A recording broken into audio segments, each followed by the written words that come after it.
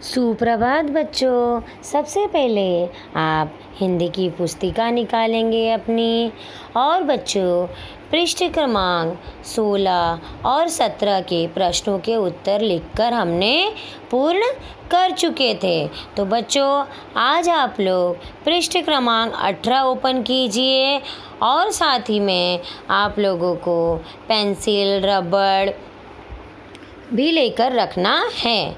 तो देखिए बच्चों, पृष्ठ क्रमांक 18 पर ऊपर दिया गया है हेडिंग, देखिए नंबर 3, निम्नलिखित अवतरणों को पढ़कर पूछे गए प्रश्नों के उत्तर लिखिए। यानी कि यहाँ पर जो भी 1-2 लाइन पैराग्राफ की दी रहेगी उसमें से प्रश्न पूछे गए हैं और आप लोगों के उन प्रश्नों के उत्तर उस पैराग्राफ यानी कि 2 लाइनों के पैराग्राफ से आप लोगों को देना होगा। तो बच्चों आप लोगों को इनके उत्तर हिंदी की नोटबुक में नहीं लिखना है, सिर्फ आपको ध्यानपूर्वक सुनना है। मैं जिस तरह से प्रश्नों के उत्तर समझा रही हूँ आप लोगों को सिर्फ समझना है। मैं विस्तार पूर्वक से इसका स्पष्टीकरण कर रही हूँ, आपको ध्यान से सुनना है क्योंकि यह वाचन के रूप में आ सकता है। मैं कभी भी इसके उत्तर आप लोगों को पूछ सकती हूँ। इसको अभी आपको नोटबुक में लिखना नहीं है बच्चों। तो चलिए बच्चों मैं शुरुआत कर रही हूँ। तो देखिए क्या है, निम्नलिखित अवतरणों को पढ़कर पूछे गए प्रश्नों के उत्तर लिखिए। तो उसने सोचा आज का दिन इतना अच्छा है, क्या मैं बस सारे दिन पुताई करते हुए ही इसे बिताऊंगा? आखिर कुछ न कुछ तो करना ही पड़ेगा। तो देखिए बच्चों ये पाठ की 2 लाइनें हैं, इनमें से ही ये 4 प्रश्न पूछे गए हैं। इन पर आधारित आप लोगों को उत्तर बनाना है। तो पहला प्रश्न है, उपर्युक्त वाक्य किसके बारे में कहा गया है? परिचय दीजिए। तो बच्चों ध्यान से सुनना, मैं आप लोगों को विस्तार पूर्वक से स्पष्ट कर रही हूँ। तो उत्तर होगा, उपर्युक्त वाक्य टॉम के बारे में कहा गया है। टॉम छोटा सा लेकिन बड़ा ही नटखट और बहादुर बच्चा है। टॉम अपनी पॉली मौसी के साथ रहता है। उसकी बढ़ती शैतानियों को देखकर मौसी उसे सजा भी देती थी। मैं फिर से दोहरा रही हूँ बच्चों, ध्यान से सुनिए। पहले का उत्तर, उपर्युक्त वाक्य किसके बारे में कहा गया है? परिचय दीजिए। तो सुनिए बच्चों, उपर्युक्त वाक्य टॉम के बारे में कहा गया है। टॉम छोटा सा लेकिन बड़ा ही नटखट और बहादुर बच्चा है। टॉम अपनी पॉली मौसी के साथ रहता है। उसकी बढ़ती शैतानियों को देखकर मौसी उसे सजा भी देती थी। तो पहले का उत्तर हमने विस्तार पूर्वक से स्पष्ट कर लिया बच्चों। अब दूसरा उत्तर आप सुनिए ध्यान से। दूसरा प्रश्न पहले सुनिए, फिर मैं उत्तर स्पष्ट कर रही हूँ। उसे किसने पुताई करने का काम दिया था और क्यों? तो इसका उत्तर यह होगा, ध्यान से सुनिए बच्चों। उसे पॉली मौसी ने पुताई करने का काम दिया था। टॉम अपनी शैतानियों से उन्हें परेशान करता था, इसलिए सजा के तौर पर उसे घर की 4 दीवारी की पुताई करने का काम सौंपा गया था। दूसरे प्रश्न का उत्तर भी मैंने आप लोगों को स्पष्ट किया। यह सिर्फ वाचन के रूप में है बच्चों, सिर्फ आप लोगों को ध्यान पूर्वक से इसे सुनना है कि मैं विस्तार पूर्वक से इसे स्पष्ट कर रही हूँ। तीसरा है, क्या इस कार्य को करने में वह प्रसन्न था? तो देखिए बच्चों इसका उत्तर क्या होगा। टॉम इस कार्य को करने से प्रसन्न नहीं था, इसीलिए वह घर के नौकर जिम से पुताई करने का आग्रह करता है और अपनी चतुराई से दूसरे बच्चों की सहायता लेकर पुताई का काम जल्दी पूरा कर लेता है। तो बच्चों, हमने तीसरे प्रश्न के उत्तर को भी स्पष्ट किया। अब चौथे प्रश्न की ओर आते हैं हम। चौथा प्रश्न है, टॉम में कौन कौन से गुण दिखलाई पड़ते हैं, लिखिए। तो इसका उत्तर देखिए बच्चों, ध्यान से सुनना। मार्क ट्वेन द्वारा लिखित यह कहानी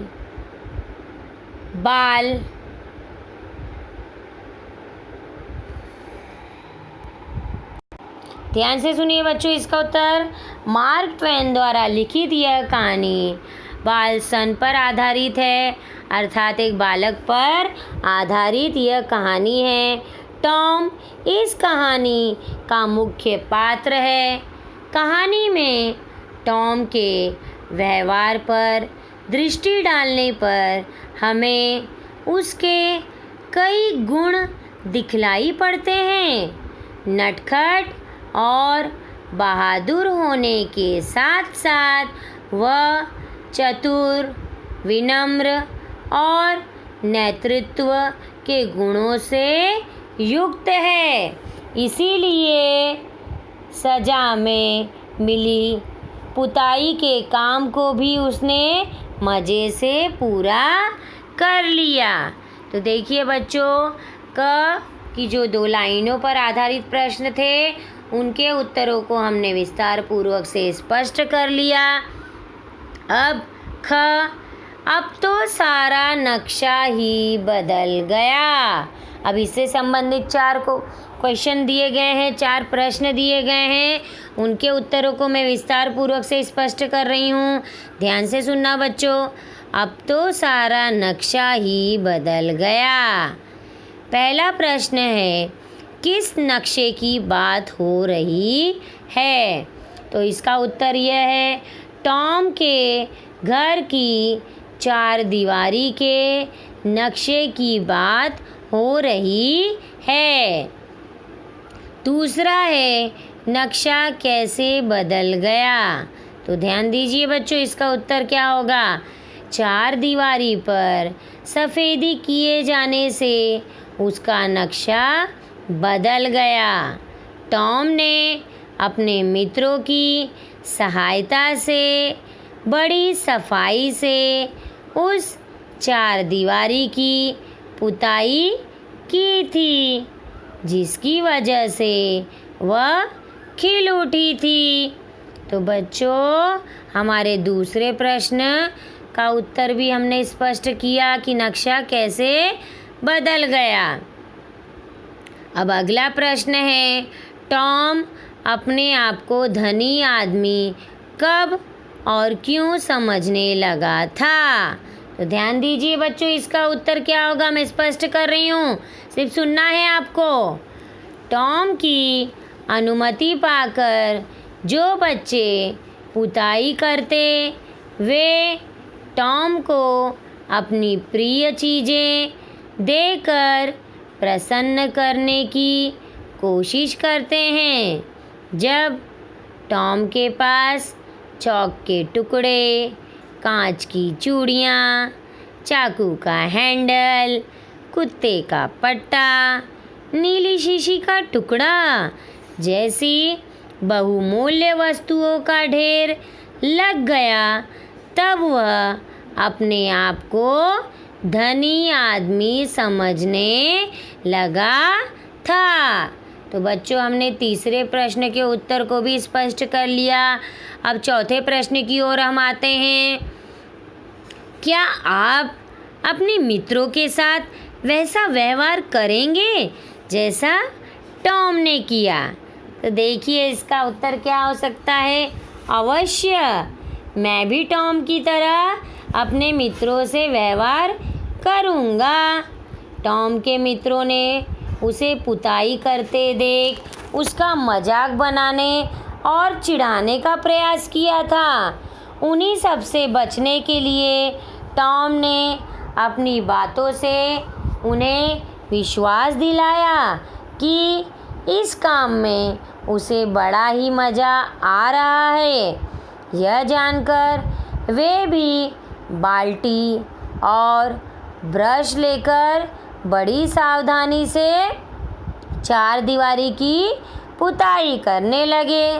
तो बच्चों, हमारे अवतरणों पर आधारित प्रश्नों के उत्तर को हमने विस्तार पूर्वक से स्पष्ट किया, उसे हमने डिस्कस किया। तो ये हमारा पूर्ण हुआ। तो चलिए बच्चों, अब नीचे देखिए भाषा बोध दिया गया है। अनुस्वार और अनुनासिक में अंतर, यह आप लोगों को बच्चों पेंसिल से टेक्स्ट बुक में ही लिखना है, इसे हिंदी की नोटबुक में नहीं लिखना है। यहाँ पर देखिए लाइन खींची गई है ना, 4-4 कॉलम दिए गए हैं। तो जो उत्तर मैं लिखाऊंगी आप लोगों को उसे हिंदी की टेक्स्ट बुक में यहाँ पर कॉलम में ही लिखना है। तो चलिए आइए पहले पढ़ लेते हैं। जिन वर्णों के उच्चारण में हवा केवल नाक से निकले बच्चों, उन्हें अनुस्वार कहते हैं। इसे बिंदु द्वारा दर्शाया जाता है। तो देखिए बच्चों, जो लाइन खींची गई है उसके ऊपर बिंदु है, उस लाइन को शिरोरेखा कहते हैं। शिरोरेखा के ऊपर जो बिंदु है उसे हम अनुस्वार कहते हैं।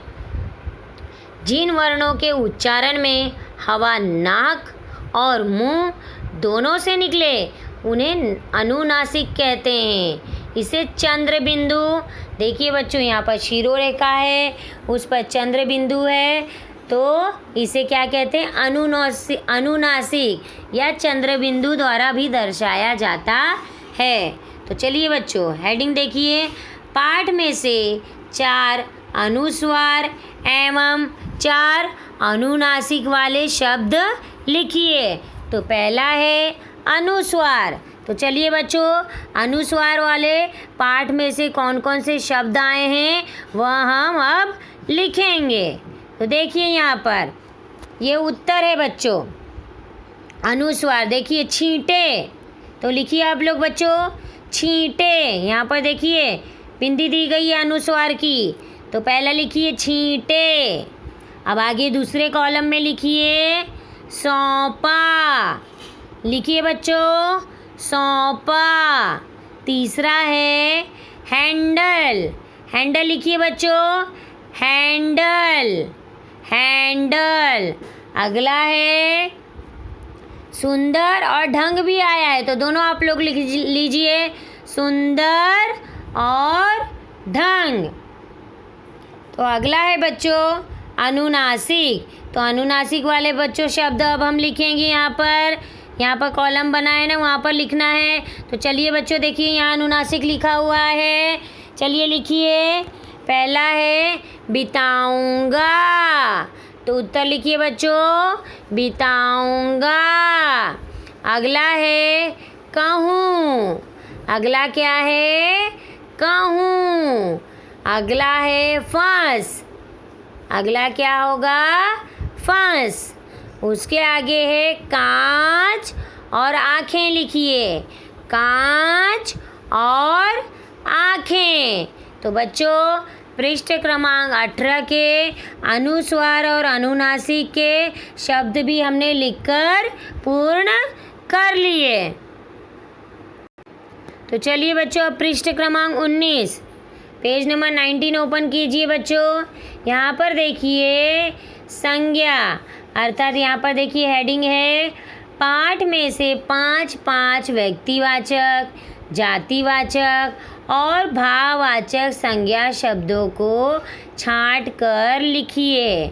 देखिए बच्चों, इसे आपको व्यक्तिवाचक और जातिवाचक और भाववाचक के जो संज्ञा शब्द है जो हमने चतुर्थाओं पाठ पढ़ा है उससे संबंधित हमें शब्द पाठ में से ढूंढकर लिखना है। तो चलिए बच्चों पहले हम व्यक्तिवाचक के शब्द लिखेंगे पाठ में से ढूंढकर। तो देखिए यहाँ पर है बच्चों व्यक्तिवाचक के कॉलम, देखिए पहला है टॉम। तो बच्चों लिखिए व्यक्तिवाचक में टॉम। तो बच्चों देखिए यहाँ पर जो कॉलम बना है ना, आपको इसी में लिखना है, टेक्स्ट बुक में ही लिखना है टॉम। दूसरा है शनिवार, व्यक्तिवाचक में नीचे लिखते जाइए बच्चों। दूसरा है शनिवार। तीसरा है जिम, लिखिए बच्चों व्यक्तिवाचक में जिम। अगला है रोगर्स। अगला है पॉली। तो व्यक्तिवाचक के जो नाम थे हमने पूर्ण किए। अब जातिवाचक वाले शब्द देखिए यहाँ पर बीच में दिए गए हैं मौसी। लिखिए बच्चों जातिवाचक में मौसी। अगला है शीशी। अगला क्या है शीशी। उसके अगला है चूड़ियाँ। लिखिए बच्चों जातिवाचक में चूड़ियाँ। अगला है लड़के। लिखिए बच्चों जातिवाचक में लिखना है आपको लड़के।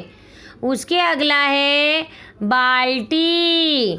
तो लिखिए बच्चों बाल्टी। अब आइए बच्चों भाववाचक का कॉलम है। अब हमें पाठ से संबंधित शब्द ही लिखने हैं। पाठ में भाववाचक के कौन से शब्द आए हैं उन्हें ही हमें लिखना है। तो चलिए बच्चों भाववाचक में देखिए यहाँ लिखिए बच्चों भाववाचक के कॉलम में पहला है शरारत। पहला है शरारत। दूसरा है चतुराई। दूसरा लिखिए बच्चों चतुराई। अगला है विनम्रता। अगला है विनम्रता। उसके अगला है खुशी। अगला क्या है खुशी। अगला है ममता। अगला क्या है बच्चों ममता। तो बच्चों हमने पृष्ठ क्रमांक 19 के व्यक्तिवाचक जातिवाचक भाववाचक के पाठ में जो शब्द आए हैं उन्हें भी हमने लिखकर पूर्ण किया। तो चलिए बच्चों अब पृष्ठ क्रमांक 20 पर आते हैं। पेज नंबर 20 ओपन कीजिए बच्चों। देखिए ऊपर हेडिंग क्या है निम्नलिखित शब्दों के दो दो पर्यायवाची शब्द लिखिए। तो बच्चों सिनोनिम्स होता है पर्यायवाची मतलब समानार्थी होता है। इंग्लिश में सिनोनिम्स होता है। तो चलिए बच्चों अब इनके उत्तरों को यहाँ पर जो कॉलम बना है हम लिखेंगे। तो चलिए बच्चों लिखिए दिन का पर्यायवाची क्या होगा। तो देखिए यहाँ पर लिखा है मैंने दिन का पर्यायवाची है दिवस और वार। दिन को हम दिवस और वार भी कहते हैं। तो चलिए बच्चों लिखो उसमें कॉलम में क्या होगा दिन का दिवस और वार। अगला है घर। अब घर का पर्यायवाची शब्द लिखिए सदन और गृह। क्या होगा सदन और गृह। तो अगला है देखिए ग उदास। उदास का पर्यायवाची शब्द क्या होगा। देखिए ग दिया है ये उत्तर अप्रसन्न और निराश। तो बच्चों लिखिए अप्रसन्न और निराश। अब अगला है खुशी। खुशी का क्या होगा पर्यायवाची शब्द प्रसन्नता और आनंद। प्रसन्नता और आनंद ये हमने लिख लिया। अब अगला आइए शरीर। शरीर का पर्यायवाची चलिए लिखिए बच्चों क्या होगा देह और बदन। क्या होगा शरीर का देह और बदन। अगला है आँख। आँख का पर्यायवाची क्या होगा चक्षु और नयन। देखिए बच्चों लिखिए चक्षु और नयन। तो बच्चों हमारे पृष्ठ क्रमांक 20 के भी यह प्रश्नों के उत्तर हमारे पूर्ण हुए। तो चलिए बच्चों हमारा यह चतुर टॉम पाठ यह पूर्ण हुआ लिखकर। मैं आप लोगों को पृष्ठ क्रमांक 18 के उत्तरों को फिर से मैं दोहरा रही हूँ। एक बार ध्यान से सुनिए, एक बार चेक कीजिए कि आपने उत्तर सही लिखे हैं कि नहीं। तो बच्चों देखिए, अनुस्वार और अनुनासिक के शब्द आप लोगों ने यही लिखे हैं ना जो मैंने लिखा है। ध्यान दीजिए बच्चों, चेक कीजिए। अनुस्वार में है छींटे, सौंपा, हैंडल, सुंदर, ढंग। अनुनासिक में देखिए बच्चों शब्द बिताऊंगा, कहूँ, फंस, कांच, आंखें। तो बच्चों आप लोगों ने यही उत्तर लिखा है ना। हाँ, तो चलिए बच्चों अब पृष्ठ क्रमांक 19 में। तो देखिए बच्चों, पृष्ठ क्रमांक 19 के भी मैं व्यक्तिवाचक, जातिवाचक और भाववाचक का वापस से रिपीट कर रही हूँ, फिर से दोहरा रही हूँ। ध्यान दीजिए बच्चों, व्यक्तिवाचक में शब्द आएंगे पाठ से संबंधित टॉम, शनिवार, जिम, रोगर्स और पॉली। और जातिवाचक में आएंगे मौसी, शीशी, चूड़ियाँ, लड़के, बाल्टी। अगला है भाववाचक में शरारत, चतुराई, विनम्रता, खुशी, ममता। अब पृष्ठ क्रमांक 20 पे आइए बच्चों। देखिए आपने यही उत्तर लिखा है ना। दिन का होगा दिवस और वार, घर का होगा सदन और गृह, और उदास का होगा अप्रसन्न और निराश, खुशी का होगा प्रसन्नता और आनंद, शरीर का होगा देह और बदन, आँख का होगा चक्षु और नयन। तो बच्चों हमारे पृष्ठ क्रमांक 20 तक सारे प्रश्नों के उत्तर पूर्ण हो चुके। तो बच्चों आप लोगों को जो भी प्रश्न उत्तर मैंने लिखाए हैं उनका अच्छी तरह से आप लोगों को वाचन करना है, और जितने भी प्रश्नों के उत्तर हिंदी की नोटबुक में और टेक्स्ट बुक में उत्तर लिखाए हैं उन्हें आपको अच्छी तरह से याद भी करना है, और इस पाठ का आप लोगों को एक बार फिर से वाचन करना है बच्चों। तो हमारे चतुर टॉम का जो पाठ है, यह कहानी हमारी पूर्ण हुई। उसका वाचन करके, स्पष्टीकरण करके और प्रश्नों के उत्तर लिख के हमारे पूर्ण हुए। धन्यवाद बच्चों।